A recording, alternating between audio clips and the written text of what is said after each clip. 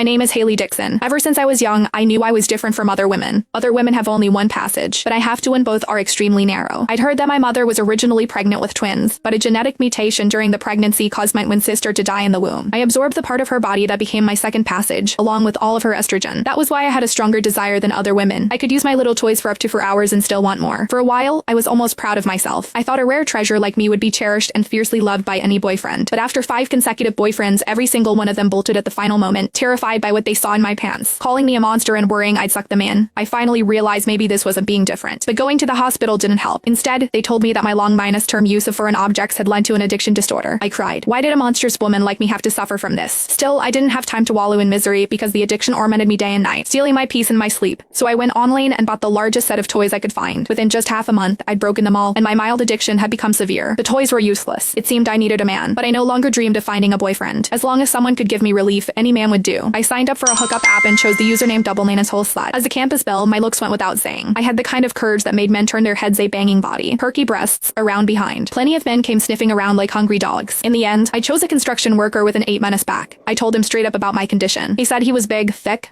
and long lasting, and that it'd be like a threesome he'd definitely make me see heaven. My legs went weak just hearing it. That very night, we agreed to meet in the campus grove. He stood nearly 6- for next to him. I felt like a child. He was so excited that he lifted my skirt right away. I bit my lip and spread my legs, ready to when I heard him let out a scream like he'd seen a ghost. Holy shit, the hell is this? He jumped back, staring at me in horror. My heart shattered. Even such a rough man was disgusted by me. If he wouldn't do it, then no man would. I threw away all shame. You're already here. Please, just do me. I'm begging you, I'm going crazy from the itch. Seeing him turn to run, I grabbed his pants leg in a panic, crawled in front of him, stuck up my round ass, and wagged my head like a dog in heat, begging to be mounted. Maybe it was pity, maybe something else he agreed to try. But in the end, his member went limp before we even started. As he left, he said, "Girl, you're real pretty, but this is too much. I just can't get it up tall." I cried. Tears of helplessness slid down my cheeks. Was there really no man in this world who could satisfy me, except one born with 2 reproductive organs? I don't know how long I cried until I fell asleep. When I opened my eyes again, it was dark. I straightened my clothes and walked out of the grove. That was when I heard a man and woman arguing nearby. The girl was fairly tall, hands on her hips, voice loud with accusation. "You're a monster. Your thing is like a wild donkey and there are 2 of them. It's terrifying. I'm not about to bleed out and die." The guy was tall and handsome, with the kind of defined, smooth muscles that came from serious training, but he was practically begging her, "You haven't even tried it, and since we're already here, why not give it a shot?" That sounded so familiar. "Try it, my ass. The only one who could handle you is an alien." She turned to leave, but he grabbed her arm, faced with the guy's relentless pleading. The girl was at a loss. Then she spotted me. Her eyes lit up, and she hurried over. "Actually, I'm a lesbian. I like girls. I only agreed to meet you because I thought you were bluffing. See? My girlfriend's here to pick me up." She leaned close and whispered, "Hey, do me a favor." The next second, she planted a loud kiss right on my cheek. "See that?" Then she grabbed my hand and ran off, leaving the guy standing there questioning his entire existence. After we put some distance between us, she told me what happened. She hadn't had a hookup in 6 months. On the app, she'd come across a guy who went by Dual Base God.